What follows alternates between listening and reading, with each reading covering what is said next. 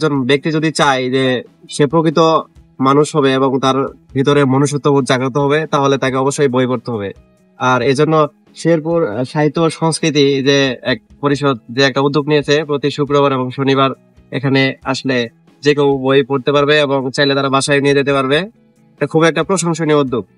যে সময়টাতে আমরা বাহিরে অযথা ঘোরাফেরা করি, বিভিন্ন মাদক এবং অন্যান্য অসামাজিক কার্যকলাপে লিপ্ত থাকে যুব সমাজ, সেই সময়টাতে তারা যে উদ্যোগ গ্রহণ করেছে এটা খুবই প্রশংসনীয়। ইদানিং অনেক তরুণ সমাজ এবং সকল শ্রেণীর মানুষ দেখা যায় যে স্মার্টফোনের প্রতি একটা আসক্ত বেশি হয়ে গেছে, বই থেকে তারা দূরে সরে গেছে। সেজন্য আমরা তরুণ প্রজন্মকে বইমুখী করতে আমাদের এই উদ্যোগ।